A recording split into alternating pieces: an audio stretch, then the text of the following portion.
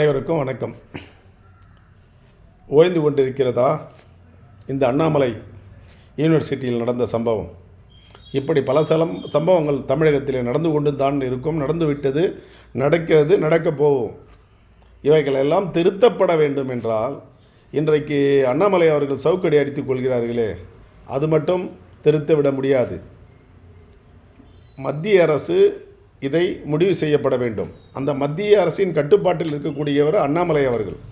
எனவே என்ன வேண்டும் எங்களுக்கு, தமிழ் மக்களுக்கு, உலகத்தில் இருக்கும் பெண்களுக்கு அனைவரும், இந்தியாவில் இருக்கக்கூடிய பெண்களுக்கு அனைவரும் என்ன வேண்டும் என்றால் பாதுகாப்பு.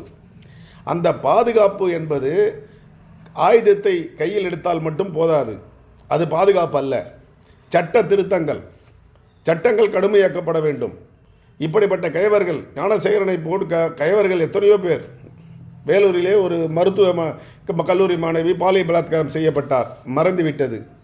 எத்தனையோ இது போன்ற சம்பவங்கள் நடந்து கொண்டு தான் இருக்கிறது. குற்றவாளிகள் வெளியே வைந்து கொண்டு தான்.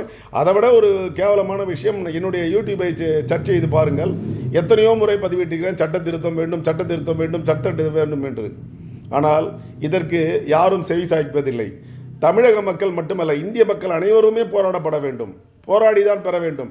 இந்திய அரசியல் சட்டத்தை கடுமையாக்கப்பட வேண்டும், தண்டனைகள் கடுமையாக்கப்பட வேண்டும், குற்றவாளிகள் கடுமையாக தண்டிக்கப்பட வேண்டும். ஒன்றுக்கு மேற்பட்ட வழக்குகளில் சம்பந்தப்பட்ட சரித்திர பதிவேடு குற்றவாளிகளை கண்டறிந்து அவர்களின் நடவடிக்கைகளை ஆய்வு செய்து அவர்களுக்கு தகுந்த தண்டனையை பெற்று தர வேண்டும் செய்த குற்றத்திற்கு. இதை வலியுறுத்துகிறேன். ஆனால் செவிசாய்க்கவில்லை மத்திய அரசும் சரி, மாநில அரசும் சரி.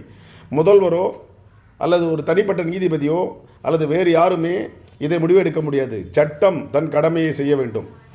அப்படி என்றால் நிச்சயம் இதுவாகும். காவல்துறை மேல் பழி போட்டு கொண்டு வருகிறார்கள். நீதித்துறை கேட்கின்றேன், நீதித்துறை நீதிபதிகள் கருத்து தெரிவிக்கிறார்கள். அதாவது எஃப்ஐஆர் காப்பி எப்படி வெளியே வந்தது என்று. ஐயா, ஒரு சிஎஸ்ஆர், ஒரு எஃப்ஐஆர் என்பது என்ன என்பது பொதுமக்களுக்கு அனைவருக்கும் தெரிந்த வகையிலே தான் நடந்து கொண்டிருக்கிறது. கசிந்தது என்பதை விட காவல்துறையை கைது செய்யப்பட்டார்கள். காவல்துறையால் குற்றவாளி உடனடியாக கைது செய்யப்பட்டான். அவனுக்கு தண்டனை வழங்க வேண்டிய நீதித்துறை சட்டத்தின் முன்பாக என்ன தண்டனை வழங்கப் போகிறது என்பதுதான் இனி வரும் காலங்களில் நாங்கள் எதிர்பார்ப்பது. எனவே காவல்துறை தன் கடமையை செய்து கொண்டு தான் இருக்கிறது. காவலர்கள் பற்றி குறை கூறுவதற்கு இதில் எந்த ஒரு நியாயமும் இல்லை. அவர்கள் தன் குற்றம் நடந்தவுடன் அவர்களுக்கு கிடைத்த அறிக்கையின்படி உடனடியாக கைது செய்கிறார்கள். நீதிமன்றத்திலே கொண்டு வந்து வழிக்கும்போது நீதித்துறை தான் அவர்களுக்கு தண்டனை வழங்க வேண்டும் ஒழிய, ஏன் 20 குற்றங்களை செய்துவிட்டு அவர்கள் ஜாமீனில் ஏன் விட்டீர்கள் நீங்கள்? நீதித்துறை என்ன காரணம்? அவனை ஜாமீனில் விட்டு அப்பேற்பட்ட குற்றவாளி தான் இன்றைக்கு குற்றவாளியாக இருக்கிறான். இதில் அரசியல் காழ்ப்புணர்ச்சியோ அல்லது அரசியலோ இல்லை என்பதை பொதுமக்களாகிய நாங்கள் அனைவரும் நன்கு அறிவோம். எனவே சட்டங்கள் திருத்தப்பட்டு தண்டனைகள் கடுமையாக்கப்பட்டால் ஒழிய இந்த குற்றங்கள் திருந்துவதற்கு வாய்ப்பே இல்லை என்பது என் தனிப்பட்ட உரிமை கருத்து. நன்றி, வணக்கம்.